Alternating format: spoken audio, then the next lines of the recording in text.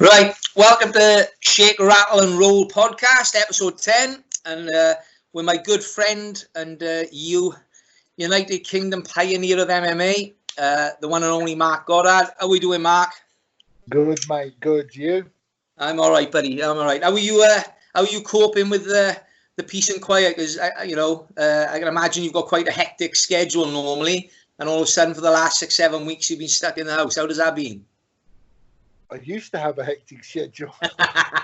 Well, what we just said off camera, yeah, because it's been really, it's like, cold turkey because, as you know, my travel schedule's hectic, for more years I care to remember.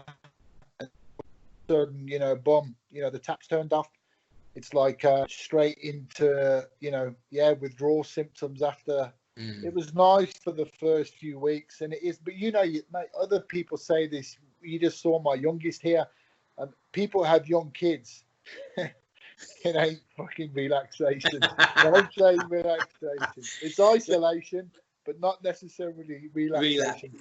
It is tough if you've got youngsters because obviously the schools are closed. It's not as if you can go out and do stuff with them. You can't travel. You can't pop to the seaside or anything anymore. So. There's only so many times you can pop to the park and do things in the garden, isn't it? So it's a frustrating time for everybody.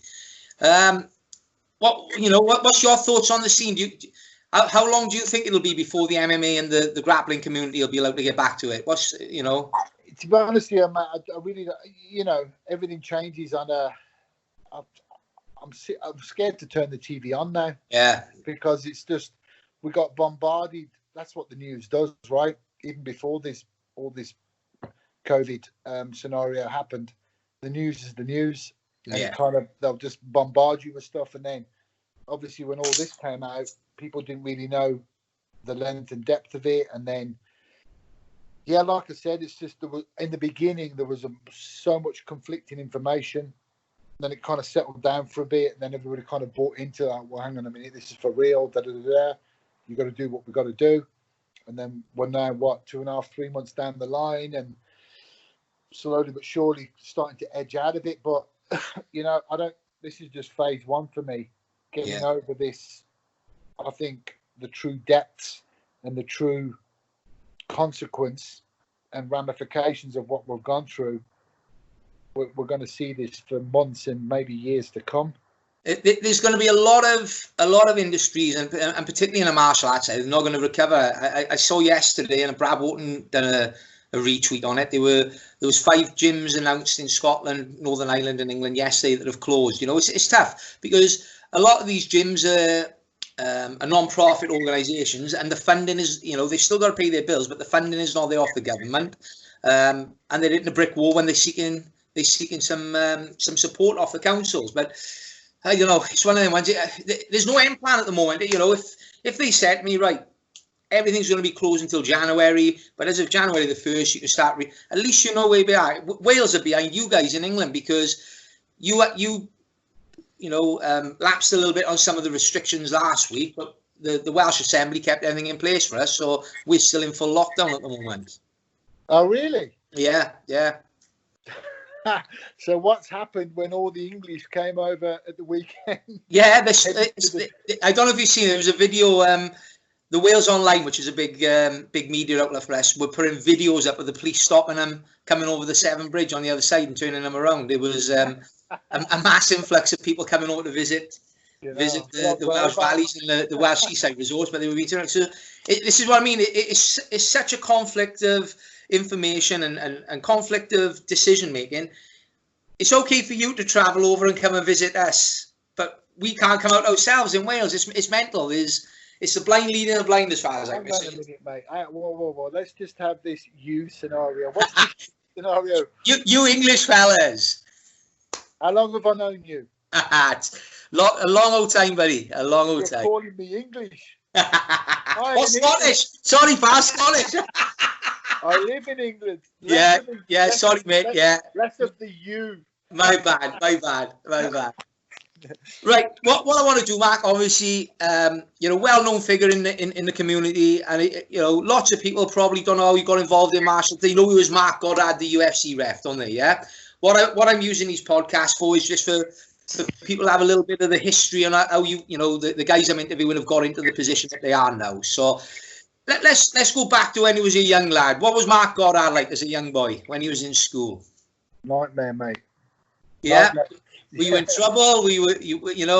What sorts of things were you up to when you was a youngster between the ages of 11 and 16? Yeah, same old, just, I was a bit of a handful, bit of a handful, but I was, with school and stuff, I did like school. I didn't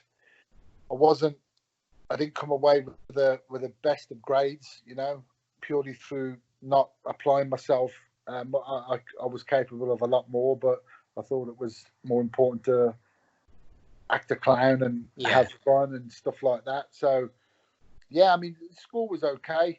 I went to college, then I dropped out of college, and then I more or less went into full-time employment. I didn't want to go the whole college university route. I was more interested in earning money and going out and spending it on clothes and clubs and stuff. What jobs did you do, Mark, before you became a full-time referee? Jesus Christ, I've done loads. My old job, I was an engineer. I was in security systems. Yeah. I was a trainee. I was an apprentice. Became an engineer. I was a project engineer. But then I got involved in the sales side of it, the system sales side of it. So I did lead and live quite a corporate life. And obviously with balancing it with martial arts, and obviously back in the day, knowing, especially when it came to competing and fighting, Yeah. We'll get onto that and how long I had to balance the two, especially when I got back into martial arts. But yeah, I lived quite a corporate life up until recently. Even though I was, in the public eye as a referee at the top level, as it were, I still had a job side by side. Yeah. And a lot of people, like football referees do, a lot of football referees do as well. Yeah. They have their professional persona in terms of as a referee, but they have their public persona as the people see him as a professional football referee.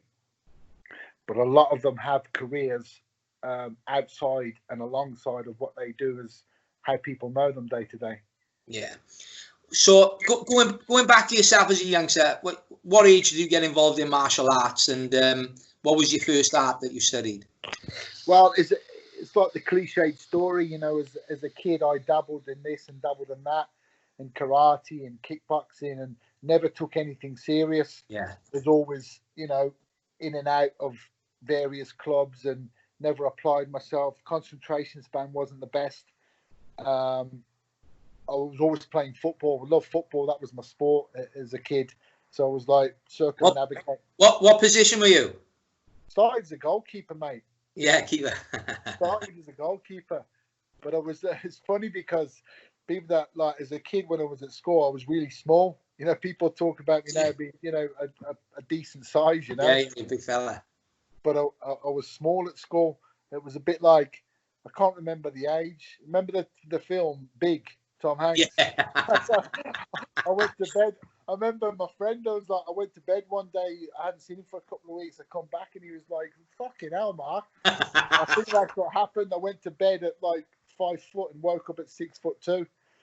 But yeah, like the martial art, I never really took to anything, Yeah. It wasn't until I got back into martial arts properly, which is a story that's how me and you know each other. Yeah.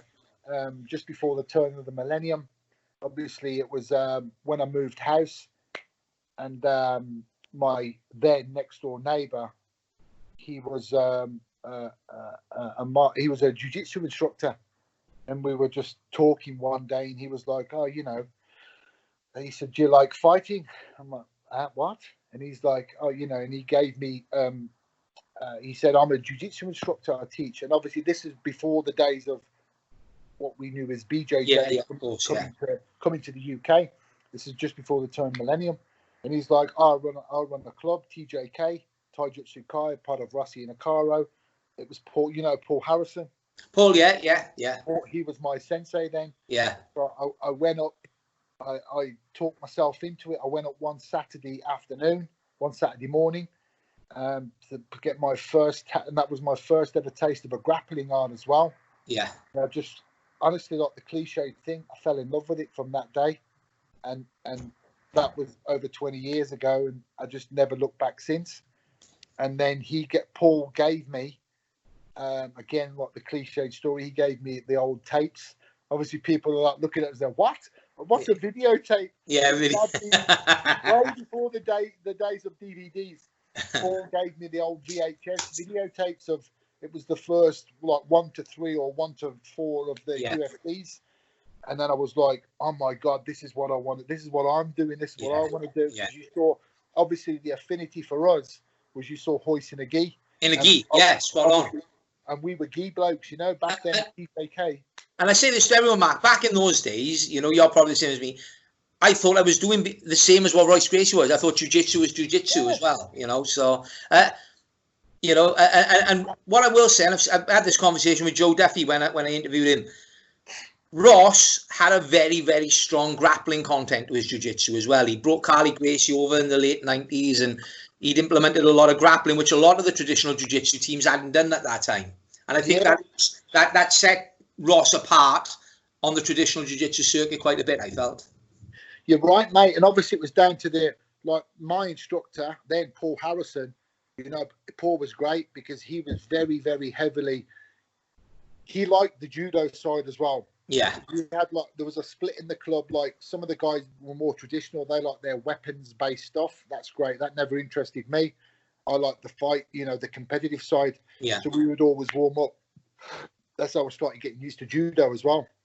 Before I start, that's when I was going wrestling at the same time, because I was looking at one eye in MMA going, hang on a minute, this is not, I want to do what these are doing here.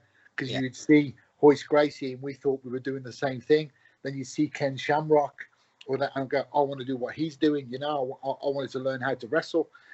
And then it's like you said, we were under the impression. And when I first started fighting, when I was fighting MMA, as you know, with Ross, you know, Taro, even on open tatamis, grapple and strike, even before rings and cages were no rings, just on open mats, wasn't it? Nothing, mate. It was open tatamis, but Ross, it was so far ahead of its time. Ross, it's a shame because I don't think he really realised what he had at the time, you know?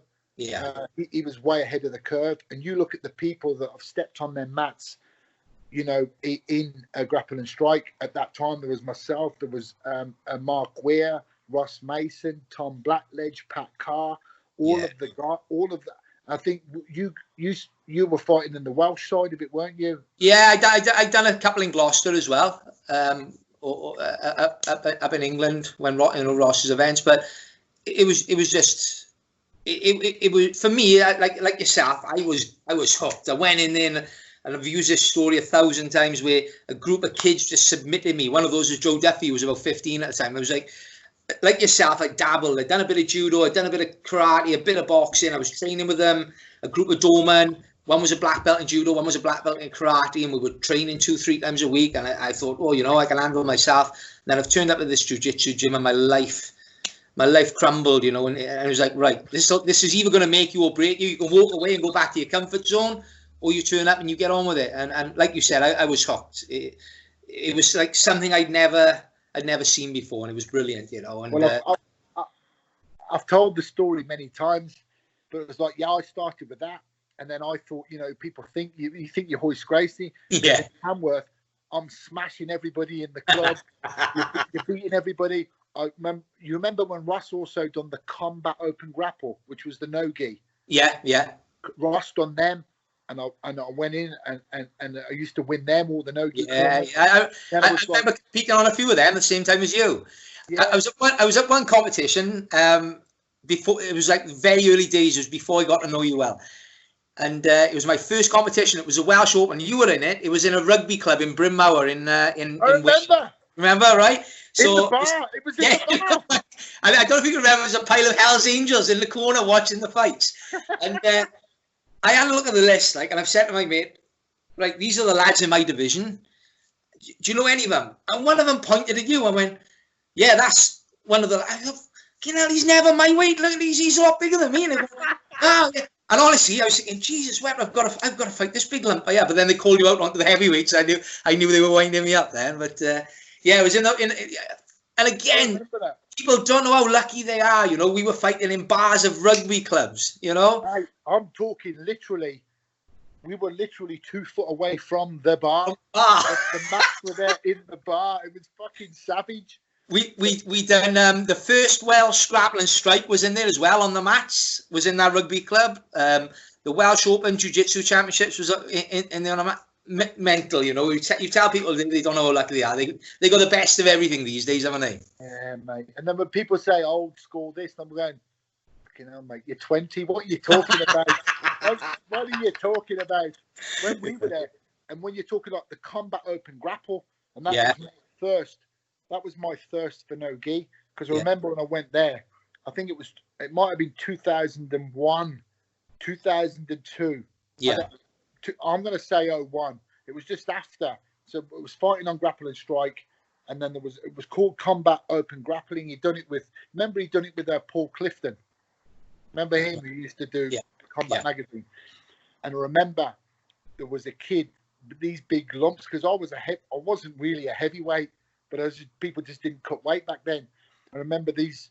It was the first time I'd faced an out-and-out wrestler, and this big lump came down from Manchester. I can't remember who it was, and he was in the first match, the first round. Mate, he fucking double-legged me, picked me up, and I'm not joking. How I didn't get knocked out, I'll never know. he basically went to suplex me, but I struggled and turned around, so he just turned it into a double, just picked me up in the air and bombed me to the mat. But and I just remember I thought I was knocked out. I thought, I was like, and he scrambled on top of me, and I managed to just scoot back straight away and catch him in the guillotine. And I think because obviously coming from just wrestling, he might have panicked a little bit. Yeah. Whereas on any other time, mate, I would have been knocked out by the slam, and I was like, this can't happen to me again. And that's when I've been training in wrestling for the best part of 20 years too, because we were very lucky in Birmingham Olympic Wrestling Club. People who know from the wrestling circles, our guy Jim Holt. I mean, our wrestling, mate, he's 78 years of age. Yeah, he's still on the mat, and I was like, this can't happen to me again. I'll take the gi off. I fucking never want to see a gi again. I've got to wrestle. And then I was like, then when you start learning more about jiu-jitsu, it was like people thought we'd tell people we do jiu-jitsu. And then we'd see about, obviously, it was just after Mauricio had just left. Mauricio had left Birmingham, but he'd brought Braulio over. Braulio was a brown belt at the time. So I'd heard about, Gracie Jiu-Jitsu. I'm like, fuck, what? It's in Birmingham. Shit, I've got to go. And Mauricio had stopped in the custard factory. Birmingham had came over. I think it was late 02, maybe 03. And Gracie Baja was in Stevie B's in Acott's Green. Yeah, I've trained there a couple of times, Stevie B's. So I've gone over there. I remember seeing you there a couple of times. I don't know if you can remember, but I've gone up there a few times to train. So I've gone over there, gone in for the first lesson, thinking, you know what, this is cool. I'm wrestling. I've won I'm doing years of sport jiu-jitsu. I've fought MMA. This is cool, man. This is going to be all right. And I got on that was my first lesson of BJJ. Yeah. And I got on the mat. And remember Andy Roberts? There's two bald Andy Roberts. Yeah. Two Andy Roberts, the big one. He was a purple belt at the time. And back then, that was a fucking big deal, you know? Yeah. Few and far between the purples in those days, pal. So I've got on the mat. I took him down thinking, oh, yeah, this is cool. But he fucking twisted me up, mate. I'm being triangled and armbarred, left, right, and centre. I'm like, what the hell is this? And I'm like, what is this? And then we had like Glenn Broderick, Barry. Do you know, I was just going to ask you about Glenn. I couldn't remember his name. I had Matt Blank, and I was going to say, I was just going to ask you, who's the purple belt? He was outstanding, Glenn Broderick was. Glenn was savage, mate. And Glenn used to try and... Is he still training now, Mark? No, what happened was, because Glenn was South African, as you know. Yeah. There was a bit of, I remember after a while, there was a bit of trouble around his visa. And there was like, has he got to go? Has he got to this, that, and the other? Yeah. And he ended up joining the Marines. So he left jiu-jitsu. And I was quite happy at the time, thinking secretly I was like, right, this motherfucker's not going to triangle me again. Yeah. And it's a shame because Glenn was a savage at the time. You used to with the year guards as well, didn't you? I remember visiting, and Rob Stevens. I was doing training for my job up in Coventry. So I messaged Rob and said, Rob, am I okay to come across? I've gone across, and I remember rolling with Glenn and thinking, what on earth just happened there? Glenn was brilliant at the time, mate. Anyway, so I've gone in there, and it was like, this was, like I said, late 03, maybe 02, and I was like, right, that's it. So it was then from that moment on, that's where, you know, the real journey started. Yeah. But a funny story was obviously going in there and talking about how I got ate up by purple belts, but it gave me something to aim at. And I came back, so I'm thinking, fucking hell, this jiu-jitsu level's really high. Then Braulio came back. So I'm thinking, yeah, this jiu-jitsu, man, they're really, really good. And then Braulio, he was away when I went the first time. Then he's come back, and then I've rolled with him for the first time, and it's like, for fuck's sake. But then that was it, mate, and the rest is history. Yeah, it was it was a fantastic time. I'm very nostalgic about that period, early 2000s, because it was something completely brand new, wasn't it, coming into the UK? And you know, we'd never seen anything like it before. You know, you had your judo clubs and your karate and your boxing, but never felt anything like it. Never felt, you know. And I say this to people I work with now, you know, outside of martial arts. I say, you've got it. You can't explain it. You've got to experience it. You've got to feel it. You've got to feel it. You know, there's nothing. There's not a sensation like it. Like you said, when Braulio gets older, and you're thinking, I just feel like a 3-year-old child.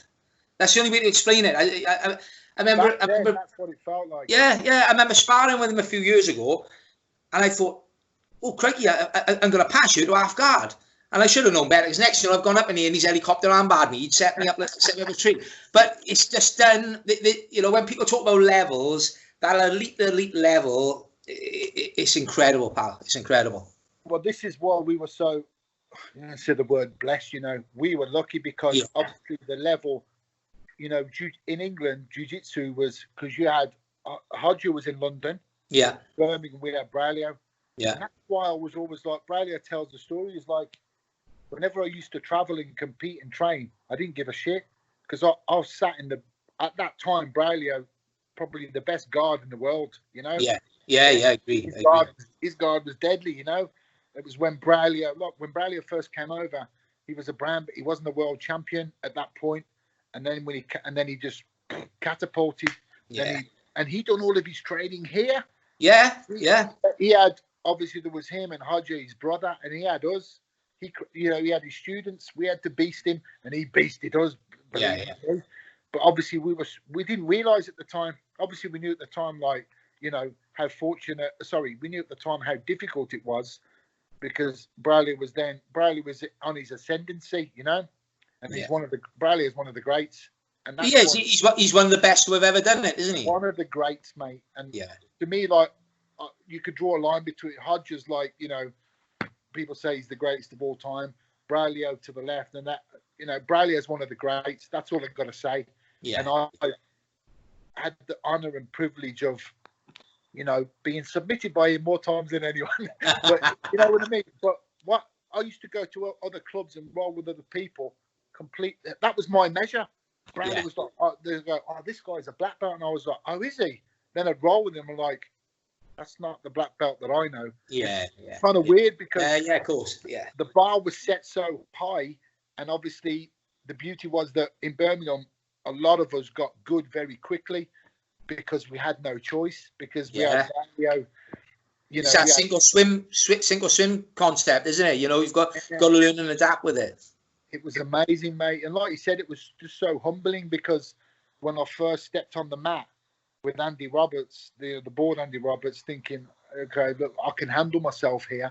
And then I remember rolling with kids. There was another South African kid, Robbie Gatoit. He was like 60-something kilos. Yeah. He's like on me, and I'm like shit to a blanket. And I'm like, I can't get. I'm like, what the hell? What's this? How can I, especially in the gi? Yeah, No gi was a bit more because you can be a bit more mobile, but in the gi, and then you just pushed into a whole other world, and then you really find out about what jiu-jitsu is all about.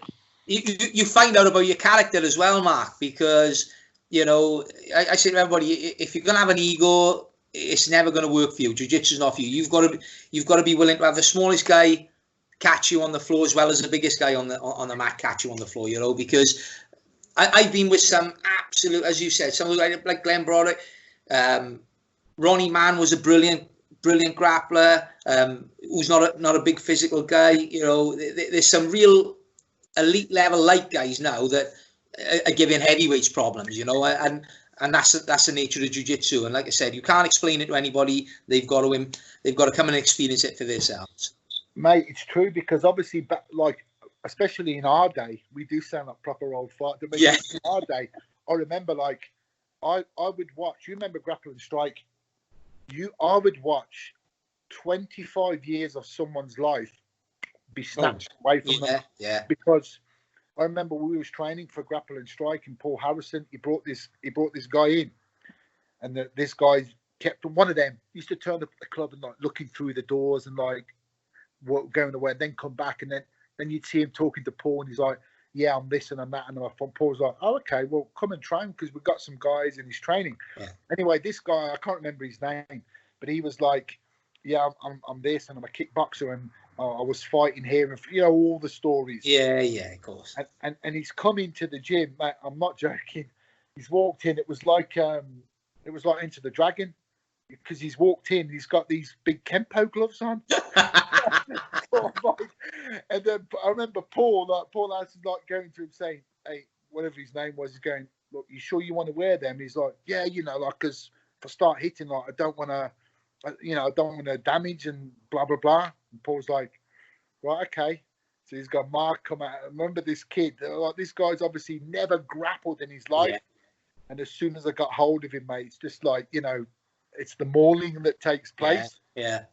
And you could see him, afterwards, it's just, bewildered. It absolute shock, isn't it? It's shock for them. That's what it is. Do you remember Grapple and Strike as well, when there was another guy, Jeff. His name was Paul Jenkins. Paul's the man, isn't he? And Jeff was another one. And this guy, he's a really nice guy. Nice martial artist all his life. He used to make a ton of money going round to schools, teaching self-defense, this, that, and the other. And then he's come on to fight Jenkins. That's a bit of a bad baptism. Yeah. And he's come out. I remember he had a head guard on. He's come out, and everyone's like, well, "What are you doing?" And then John Sharp, remember John? John, I love John. Great character, John. John said to Jeff, take the no head guard, And then he's come on the mat. He started doing this mad kata in the middle of the mat, waving his arms around, and everyone's just looking, thinking, "Oh my God, what's happening?" And Jenkins just walked straight over, just gone bang, bang, 1, 2. This guy, obviously, it's the first time in 25 years of martial arts that anyone's ever punched him in the mouth. Yeah. And he was gone, out. And you can see him. I almost felt sorry for him. Because you do. There's a sense of pity there, because you think, they've never lived, they don't spar, and the amount of times I had this conversation, we don't spar because what we do, we would kill somebody, and you've had these conversations. We've had these conversations, Mark, and we all our lives. We had a similar scenario. We had a traditional jiu-jitsu black belt, 3rd degree black belt in Goshin jiu-jitsu. Decent traditional jiu-jitsu, and he's turned up at my gym. And is it okay if I come and have a train and want to grapple? Yeah, no problem at all. Everybody's welcome. Come on in. So he puts his gi on. He puts his black belt on. So I pull him over, nice and discreet, and I said, "I've no issue at all with you wearing your black belt. There's no politics here," I said, "but that will be like a target on your back for these lads." And he looks at me. Reconsider. Yeah, right. And he looks at me, Mark, and he just gives me this cocksure look and goes, "I'm sure I'll be fine." Okay. Now it's only grappling. He's not even striking us.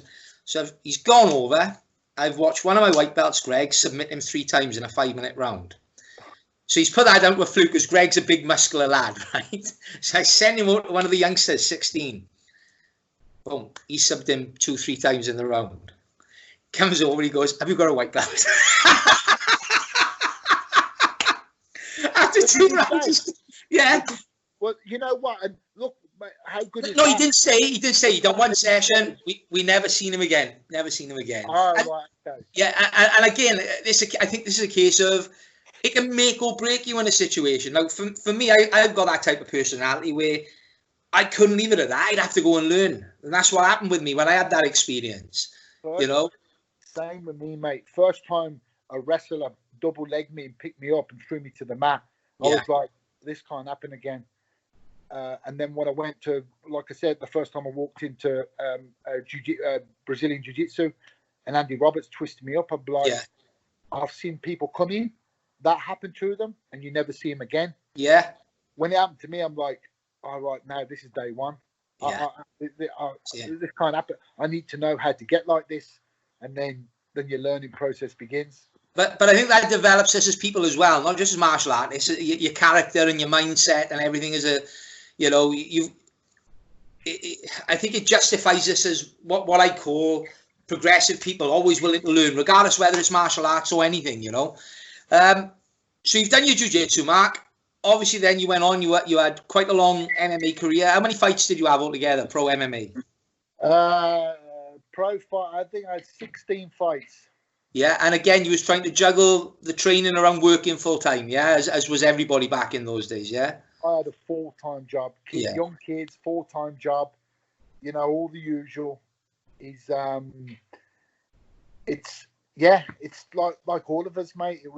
We just thought we were just making the best of a bad deal at the time. Yeah. Say bad deal, I mean, like, the sport was not like it was. Well, we weren't getting paid, were we? That was definite. I used to get a £3 ticket deal. If you're lucky, you get a ticket deal. Yeah, it's like, that's another thing people didn't realise, and obviously you back then, you know, I mean, people still do now, like with jiu-jitsu, obviously they pay to compete, this, that, and the other, but yeah, in that, you know, the amateurs were just not heard of. Yeah, you know.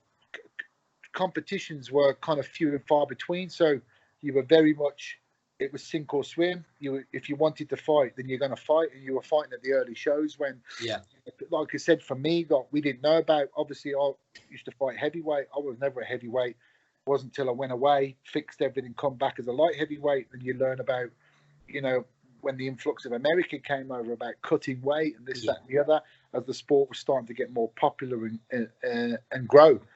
But mate, you know what? I wouldn't change a single thing. Well, actually, maybe I would. I'd change like the broken noses and all that. You change that, but in all honesty, I wouldn't change my upbringing for a thing. Yeah. One of the questions while we're on about fighting was, and I remember this, was when you fought James Thompson and the phantom tap, where the referee didn't see the tap. What was your thoughts on that at the time? Because, you know, everyone that I spoke to at the time he's tapped. I think I kind of, mate, it was and like I said, I wouldn't change anything. That's one of the ones that changed. One is I go back to, I'd learn how to get to light heavy quicker. That's a big man, James, mind, isn't it? You know? But I think I was 90 something. There was about 30 kilos difference in us. Yeah. But the first time, but mate, I've talked about this.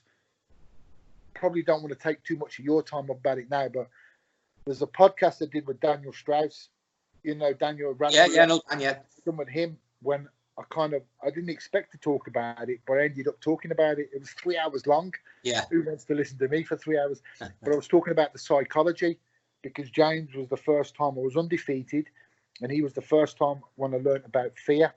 Like the second time when I was really, like, the rematch, when it was like I was scared.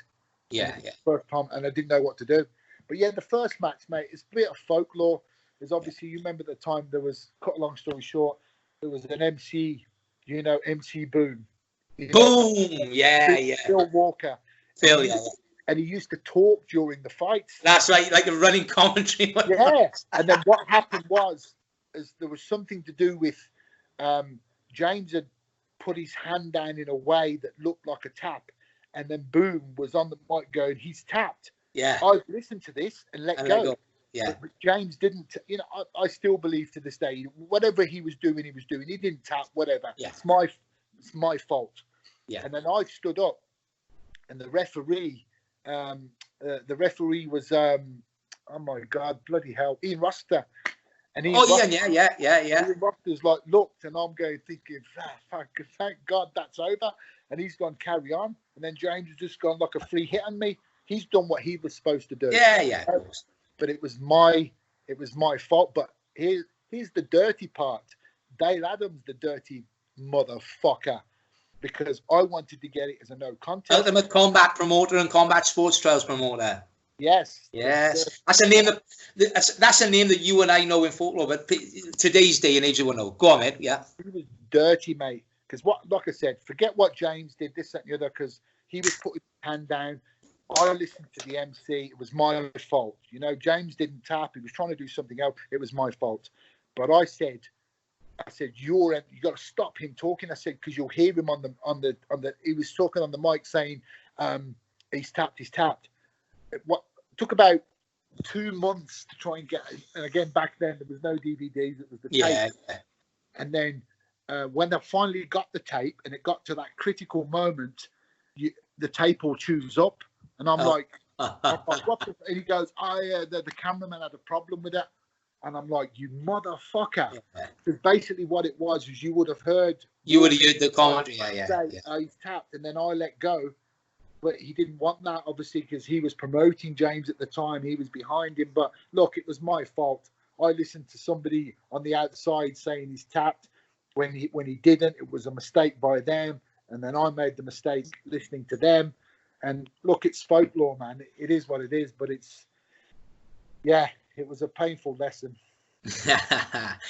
So your MMA career, you know, what was your final record, Mark? What was your final? What did you finish on your record? 7-6-1. Yeah, the one fight I watched and I was here live, that you really impressed me was down on, I think it was on anger management, wasn't it? He fought in the UFC, Ivan, didn't he? And he fought that was a light heavyweight, and you was outstanding that night. You know, is that your favorite? Is that your favorite win to date? Yeah, for sure, mate. Yeah, that was kind of like the swan song for me, because it's to battle the thing I was talking about, fear. You know, to overcome the fear. And I remember I had a warm up fight before. I fought another kid, an old school kid called Tony Bentley, and I finished him quickly as well. But I remember that because Ivan, like, he bust me up. At the start of the round, he broke my nose early. He was beating the shit out of me in the first round. But then I had to weather I knew I had to weather an early storm, and then the wrestling saved me. I took him down repeatedly, and I started to beat him up and soften him up on the floor. And then I think I stopped him in the second round. Yeah. But look, man, it is what it. Look, my fight, and this is the thing. Obviously, I wanted to be the best in the world, but I wasn't the best in the world. And like I said, there were some fights. I spoke about it at length with the Raspberry Ape thing. I was, the biggest problem I had was myself. I was battling myself. I was scared in some early fights, and that's my problem. I didn't know how to deal with it. Then I went away for about 2.5 years, and I was just boxing, constantly boxing, wrestling. I left jiu-jitsu alone. And then I came back at light heavy, and then I fought Tony, I fought Ivan, fought Choco, and then obviously the another fabled story was my retirement fight in 2008 against Kevin Thompson, right up to the minute. Remember with Ross Mason? I remember Ross had been stabbed, if I remember rightly. I got the Ross was coming up to corner me. Yeah. And I got the news that Ross was killed, murdered. Yeah, I remember. Which, of course, thank the God, thank the Lord, it turned out to be false news. But I was taken home that night, and blah blah blah. Again, I've had a little bit of bad luck in this, but like I said, the fighting thing for me, I wanted to be I've won more fights than last. I was quite successful submission grappling, no-gi. I've done well and competed at a good level there, and it's always stood me in good stead. And it is what it is. I've got a level of understanding, and it's helped me. Obviously, as a referee, I had no idea And I think that's a key thing for me, is why you're such a successful referee, is that you understand everything about the mixed martial arts. You know every platform. You know the ground. You know the wrestling. You know the striking, and your experiences that you've been in there. You've been in there under pressure, losing. You've been in there on top of your game, winning. And I think those experiences are obviously going to help you as a top level ref, in my opinion. Yeah, man. I mean, like I said, people sell it to me as a referee. Obviously, I think that the qualities that there's certain qualities you need to have as a ref, undoubtedly. Obviously, do you have to have been a fighter? No. With me, I was, like I said, sounding like a prat. I wasn't a world-class fighter because I wasn't good enough, but I happened to make quite a successful name for myself as refereeing. I do think I operate on a world level of refereeing. Maybe that was my calling. I believe that things are written, and I believe in paths.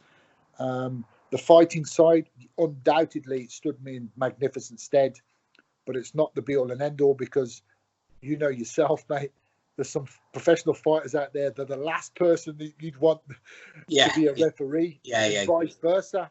I'm saying, like, obviously, do you have to have fought to be a good ref? Not necessarily.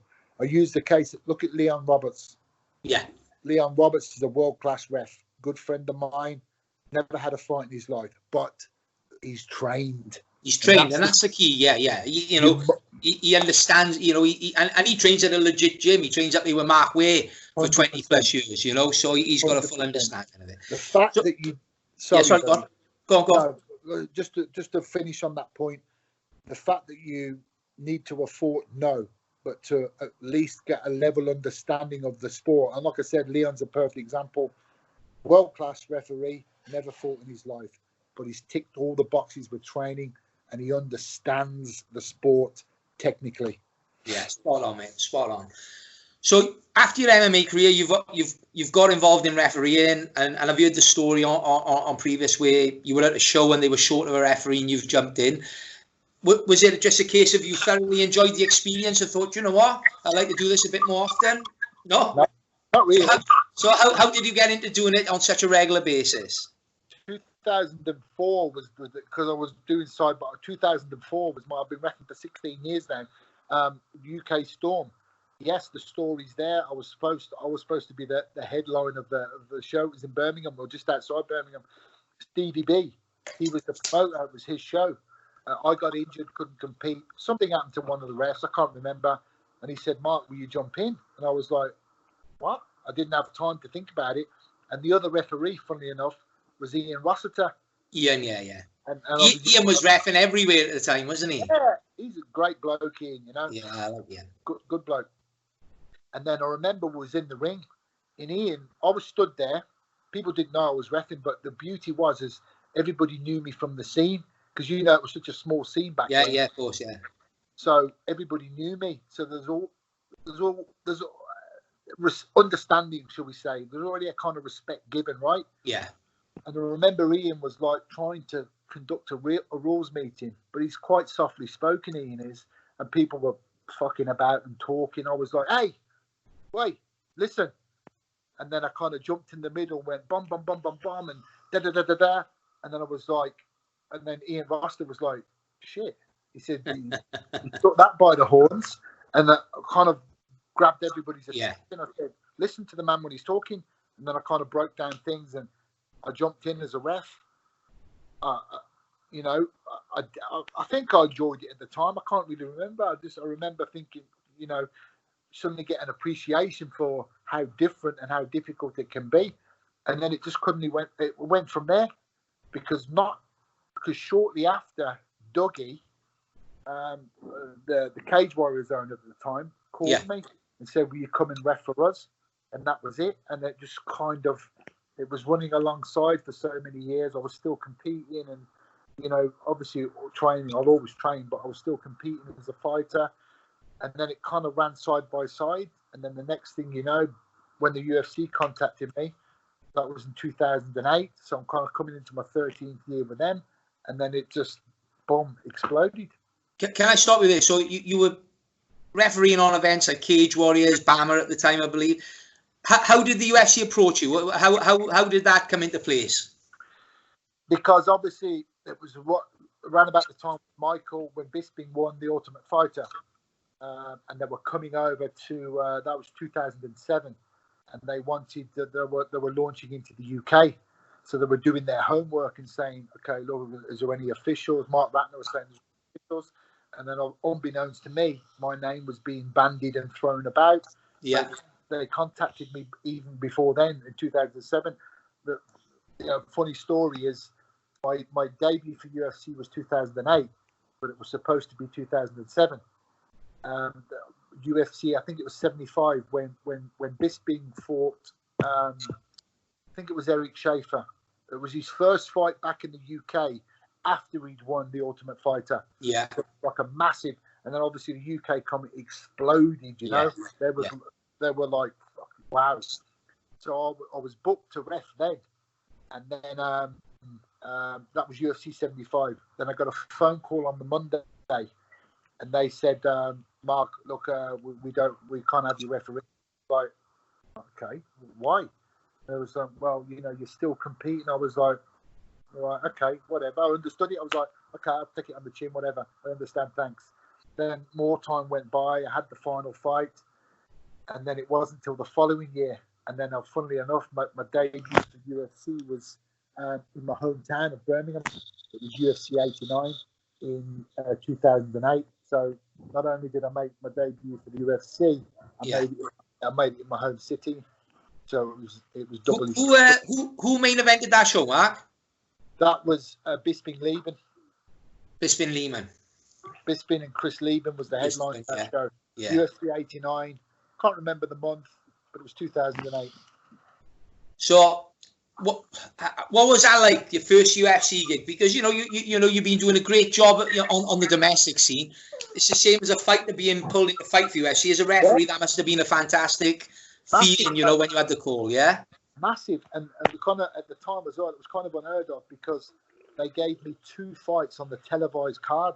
Yeah. Normally they don't do that. It's more the more established refs. And I had 2 fights on the televised card. I had Marcus Davis when he fought Paul Kelly. Yeah. And I had Soccerdew when he fought Lewis Kane. And then I had a prelim earlier on, which was I think it was Per Eklund and David Barron. If I'm right there, I'm impressed with myself. Yeah. 2 fights, so it was my first ever UFC in the hometown. It was a pay-per-view, and I had 2 fights in the main card. But you know what, man? I didn't have an ounce of nerves, nothing, because I was confident and I knew what I was doing, and I jumped in, and the rest is history. And that confidence comes from having a fantastic apprenticeship, isn't it? Same as anything, you've done so many big events on the domestic scene, and I say this now, you step in and the transition's pretty smooth, I'm guessing.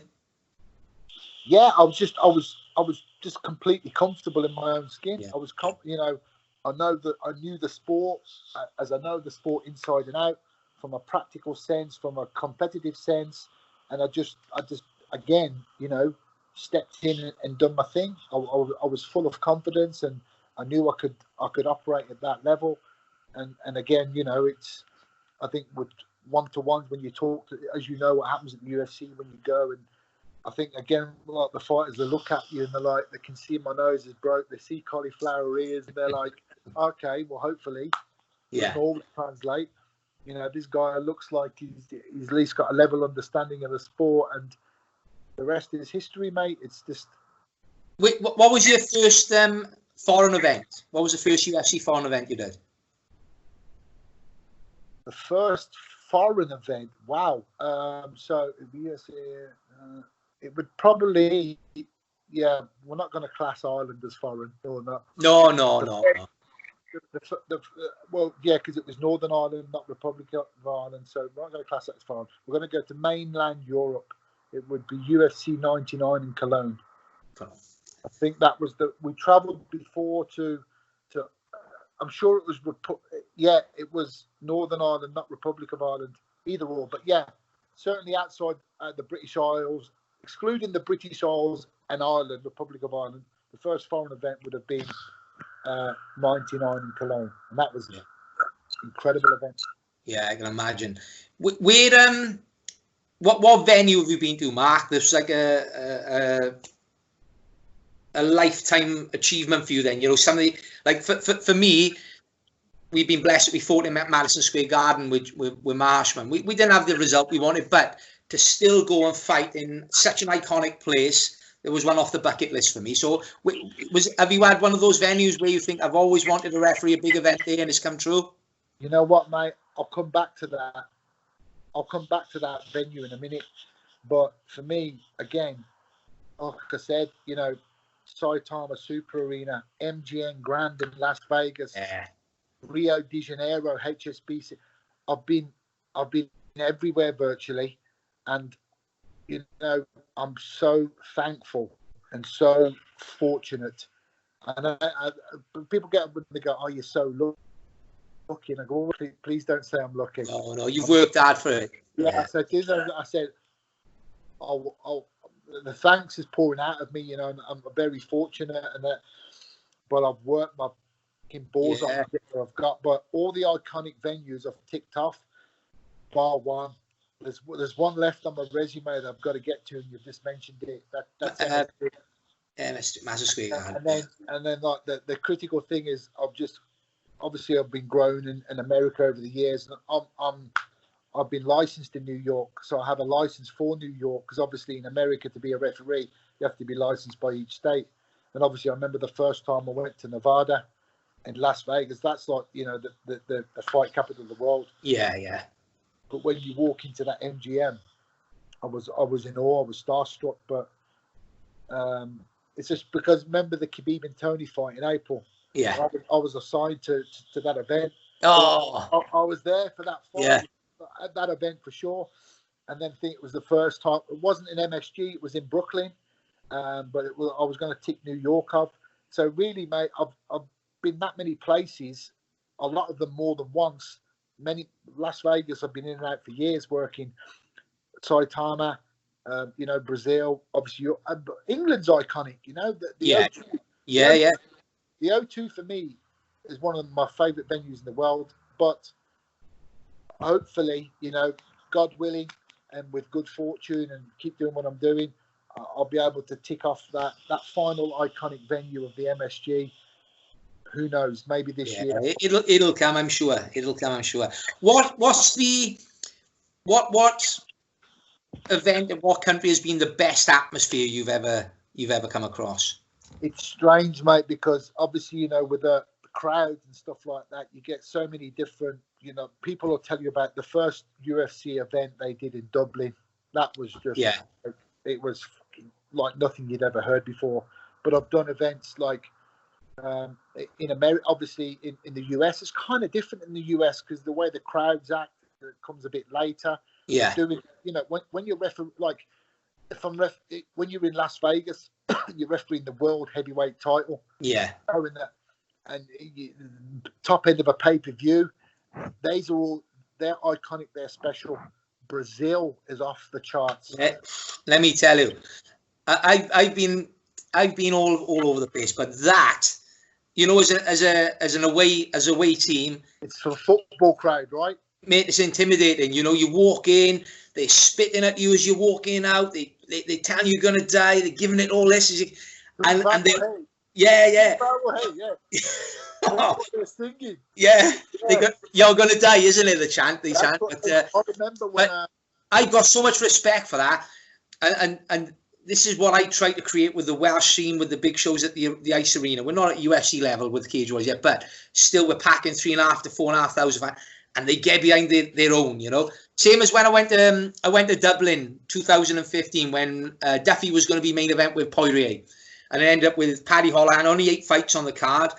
That atmosphere there, I've never, all the sporting events I've been to, Wembley with 80,000 people, the Millennium Stadium with 80,000 people. I've been everywhere, different sports, rugby, football, boxing.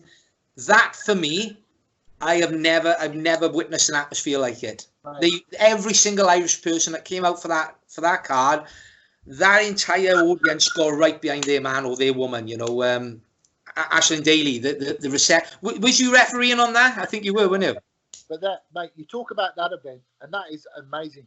Yeah, but the one before when Conor, yeah, the very first time the UFC came to Dublin, it was Conor fought Diego Brandao. Yeah, I remember. Yeah, the main event, mate. And like I said, that was the first one that I mentioned, because even then I'm looking at and you're listening. I remember all the UFC execs that were coming out and they were standing there and they were like, you could see them. They were like, fucking hell. They couldn't believe it.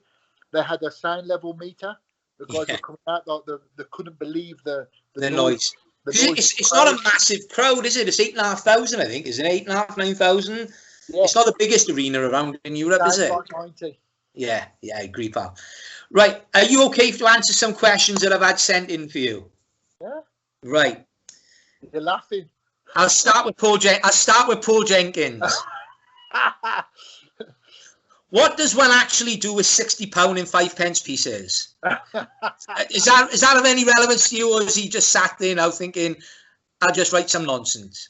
It's complete relevance, and it's a standing joke. He turned up one day. I was doing like a judging course, and people were turning up to pound the day, and he's turned up like he's kicked the door in on a fruit machine with a big bag of change. But you know what he's like? He's like, well, it's all money in it, and then he just got to take his seat. I've been walking out there with I think it was a quick save carrier bag. One of life's characters. Kieran Davis has asked, what's your thoughts on the current Welsh scene, you know, with the fighters in the UFC? And is there any specific Welsh fighters that you've seen that you think have got an opportunity, you know, of getting to that top 5 or a title shot? Listen, man, look, you know, mate, you know yourself how I am with the people. It's like, you remember when Jack was the first Welshman, correct? Jack Marshman. Yeah, Marshman, yeah. And when I saw you, what was he? Was it UFC London? No, Northern Ireland, Belfast. Northern Ireland. Remember when I saw you? Remember what I said to you? Yeah, yeah. But I actually said something public about it too. You know, when he's like, me and you have come up 20 years, you know, 20 years plus. When you see things like that fulfill, obviously, but I know what it meant to you as a coach. Yeah, of course, yeah. And with Jack, and then obviously with John, you know, John Phillips as well, and Brett fought on the same card as Jack as well. And then Brett, and now obviously, and then watching your Jack, you know, come through. Can imagine what that must feel like for you, as obviously as a father. But look, the Welsh fighters, you know, for such a small nation, you're representing yourselves well. Yeah. With the UFC, you know, you got the new breed, Mason Jones and Oban and those kind of people, Oban Elliott, Mason Jones, and watching them tear up the scene in the Cage Warriors, you know, European level. Look, and like I said, you know what people are like with referees. They jump all out. Oh, you can't show bias. Man, shut the fuck up. I'm not showing bias. I'm showing understanding and appreciation. Yeah. How old's your Jack? Just turned 25. I mean, come on. He's got the world at his feet, right? Yeah. Well, and you've seen him competing since he's 17 years of age as an amateur, you know, so you've seen the journey he's gone through. And you know, he's had nothing given him either. So I'm proud of all of that. Like, you know, John doesn't train me. I've got Brett, Marshman and our Jack all train with me. I don't train with John, but you know, I want John to do as well as any of them because, you know, we've been around on the same circuit for so long. Yeah. I mean, John, like, mate, you know what the thing is with John, mate, is obviously, John, you know what you're going to get, right? Yeah. If you stand in that, you know what I mean? He's a dangerous man, a very dangerous man. Yeah. It's a shame because some of the fights, obviously, but it's MMA, you know, that's the thing, not taking nothing away from his opponents. It's a shame because I think from a matching, but if they put him in with certain individuals, the UFC could have had some fucking fireworks. Yeah. Well, I was just glad in Copenhagen he had the fight on the night bonus, didn't he? And also got a new contract on the back end of it. So, you know, I was really pleased for him. Jack Shaw has asked, funny enough, he's one of the questions on here. What's the most intense fight you've ever refereed? Intense fight would have been Adesanya Gastelum. Yeah. Yeah, because of the way that it ended. And, you know, people always said to me, I kind of refused to, well, I say refused, I never answered the question, you know, about, people always said to me, oh, what's the best fight you've refereed? I go, look, it's impossible. I can't do it. Too many fights, too many iconic places all around. I can't do it until I had that fight. In fact, I'll give a double-barreled answer. That fight for sure, because it took everything out of me, everything in that fifth round to let that fight finish and get to where it got to, you know? Yeah. And then the second one was Alex Reed and Tom Watson. Do you know, I was a Marshman fought on the same card on Bama. Yeah. It was a brilliant fight. Absolute brilliant fight. Can't explain it, mate, like that atmosphere. You know, I've been around for so long, mate, so many thousands of fights, and I can count them on one hand how many times after the show I'll go to the dressing room to thank the main event fighters, and that was one of the times. I had some fun. I know one of the times as well, because I was there. Yes. Josh Reed and Nathaniel Wood. There you go. Yeah. So this is what I love, mate. Maybe we can talk about that as well. This is what I love, because when I recognise what I've just been part of, and I'm thankful, and I almost feel compelled, it's my duty to go and say to them kids, and I know that Josh, obviously, maybe when I walked in the dressing room, I'm the last person he wants to see at that point, but... No, it meant a lot to him, mate, to be honest. You know, we both appreciated it. It means that fight, that round is right up there at the top. Yeah. And again, from a refereeing perspective, because it took so much, and you know, that's the part. That's the thing as a referee. You know, you're doing things that please some, you're doing things that perhaps may displease others. But yeah, going back to the original point of, you know, the intense fights, and yeah, I would definitely say that. Yeah. Levi Batcher's asked a good one. Levi Batcher, he's one of my young lads that trains with me. How does it feel, and how do you prepare for refereeing like a UFC main event against some of the smaller domestic shows you might cover? Is it a difference in approach? Do you have to approach those fights differently, mentally? I'm not going to lie. The thing is, no, and people go, oh, Joey bollocks. No, it's not, because you know yourself, mate. You've known me for how long, how many hundreds of fights.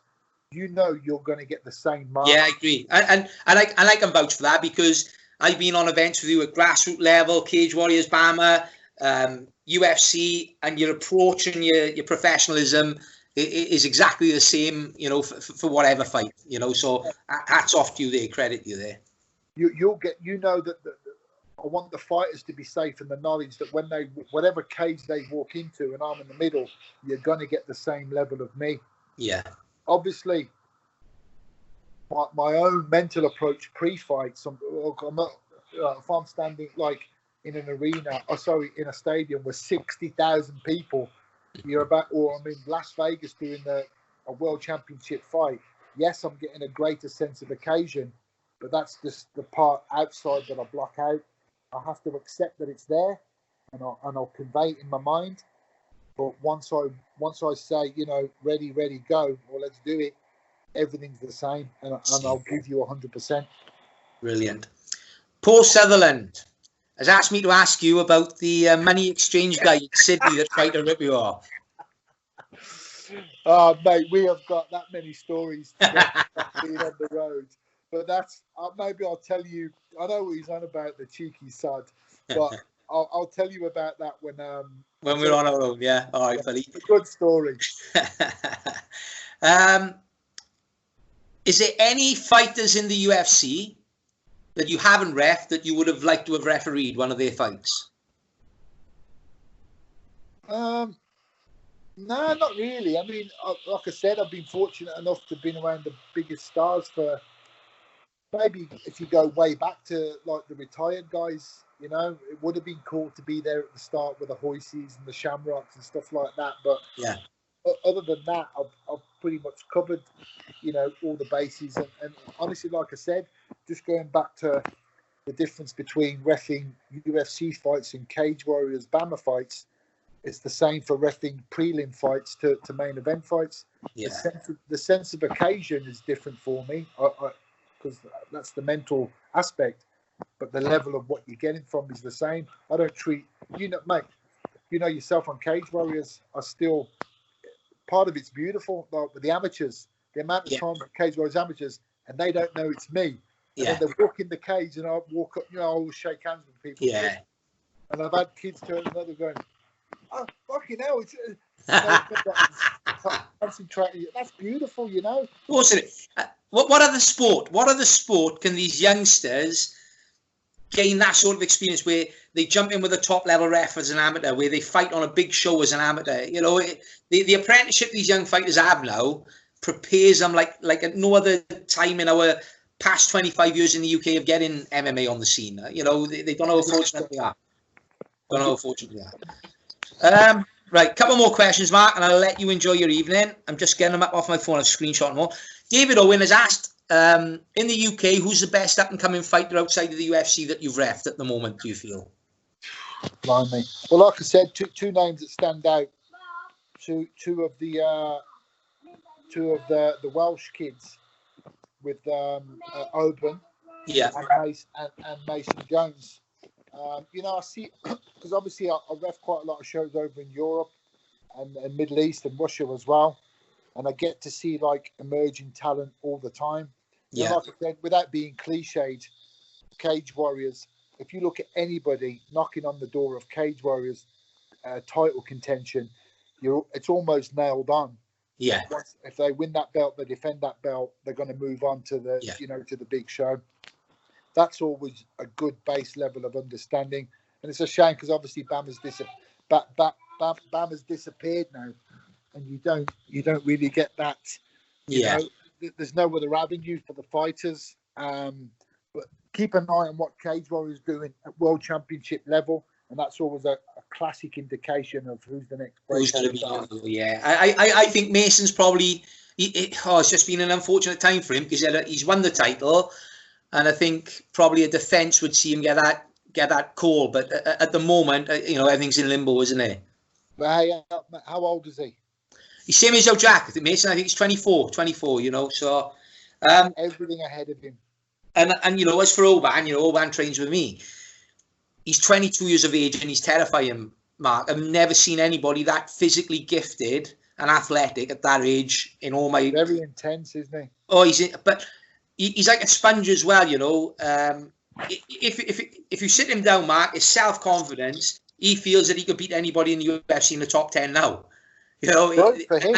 It's not bravado. It's a genuine mindset of, he believes at that level. And I believe he's going to be a big star. I've said to him, there's no rush. You've got to look at the blueprint we did for Jack Shaw. That's what you will be following. And your time will come sooner, But he's a good guy. Right, couple more, Mark, and then I will let you go, sir. Right, I've had a lot of questions on this one. This has probably been the most popular. And, if you want to answer, it's entirely your call. But what was your views on the Dominic Cruz comments about Keith Peterson after a lot of people has I think Keith Peterson is a great ref. I watch him and he seems to do a good job. But for Dominic Cruz to make those comments after the fight, as a referee, what was your thoughts? It's very saddening. I mean, I'm trying to think how I would feel. Yeah. If a fighter said that about me, I mean, I'm never going to give them a reason to say that because. Number one, I don't smoke, but I certainly wouldn't be consuming alcohol the day of a fight. Wouldn't be out getting a skinful the night before where you'd still, smell like it. I know people are saying different things about because of hand sanitizers and cleansers and stuff in the air. He was saying he smelt of alcohol. Yeah, it was sad when I heard that because Keith deserves better. Yeah, I agree. But Cruz he's saying what he said what he said, and he's got his reasons to believe why he said it. You know what I mean? It's his word against who. Yeah. But ultimately, it was very sad. I just feel when he lost to Cody, Cruz, the way he managed that defeat, I just think he won so many fans. He was very humble in defeat, and he took it on the press conference. He stood up at the press conference, and I think he probably, a lot of people that weren't necessarily Dominic Cruz fans were at the end of that, and then he's completely flipped that cycle. Now, even if you believed all those things, for me, it's like as if you're looking for that excuse. You've lost, you'll never ever hear me criticize a referee at any level, even if I felt hard done by, because it's a tough job and it looks like sour grapes. Live, learn, move on to the next fight. That's my take on it. So, yeah, pardon? I wish everyone was like you. Yeah, mate. It is what it is. It is what it is. You're not going to change the result, are you? Either way. There's been a couple of times I've seen where you've made a decision in the UFC. And I've seen like online somebody call it, I've had this conversation with you, where I've gone, watch the guys. I think it was Josh Koscheck. I remember somebody tried to criticize it. And I've gone on there and I've replayed the thing. Watch the guys. He was gone. He was out. And it was the right call. It was a brilliant decision on your part. But, people are so quick to use the internet, unfortunately. Funny enough, question off Gavin Cole. How do you deal with criticism, when somebody publicly criticizes you after you've refereed a fight where they think that the decision isn't the right one? Listen, mate, look, I've said before, as a referee, you're in that firing line by donation, what you do as a referee. You're going to make decisions sometimes that some of them are obvious, if a guy's submitted, he's KO'd, whatever it may be. When it comes to TKOs or fouls and things that are a little bit more contentious, your job as a referee is to make a decision. Sometimes it's not the most popular decision, but you have to deal with it. You have to look. Look, I know all too well about the misgivings and the traps of social media. It can be a horrible, horrible place, mate. But you've got to, and it's not about, oh, poor me. I've had some pretty, what's the word I'm looking for? Pretty contentious or high level outbursts from certain individuals. People will know, follow the sport, they'll know. But you got to kind of show, you got to rise above it. You got to park it to the left or park it to the right. And people always say that I'm entitled to my opinion or this, that. I have no problem. It's fine to disagree, right? And you can disagree with me or this, that, no problem.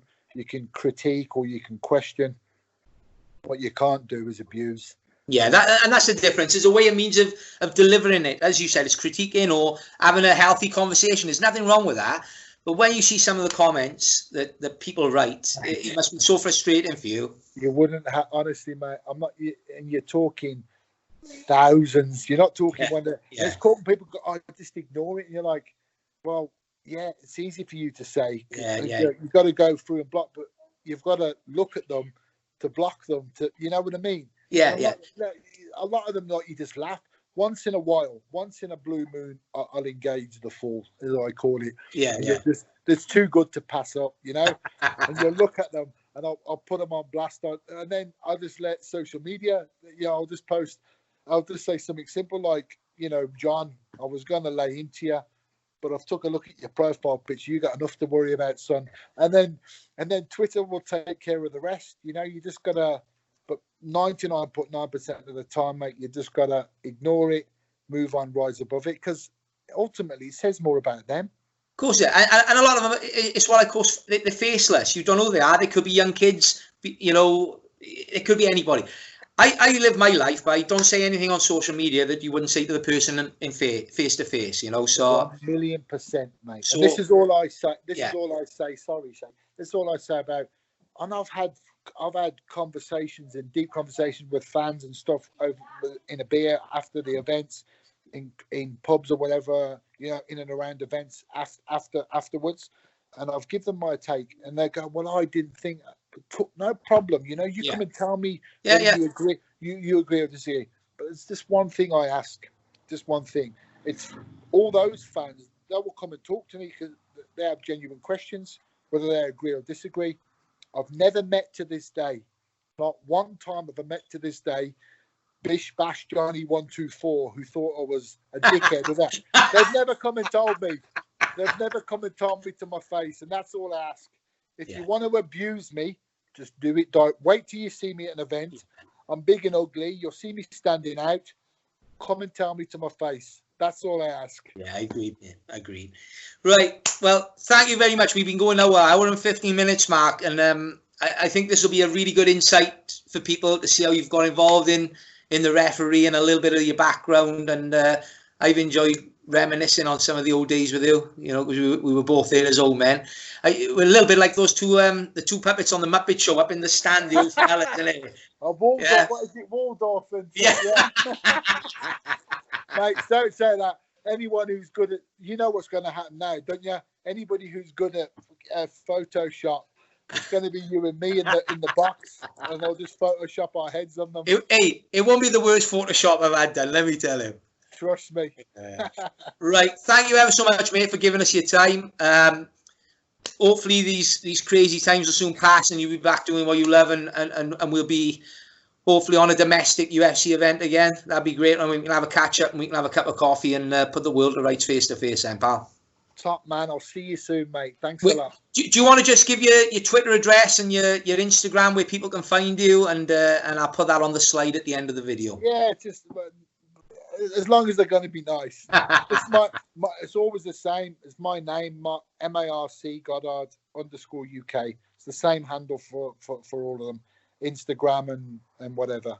Brilliant. And what I would say, Mark, if you don't mind, any aspiring young referees out there, Mark is always there to give guidance. You know, drop him a message if you want to know how to get into the bigger shows and, you know, go through the IMAS and do your qualifications in refereeing. He'll point you in the right direction. Yeah.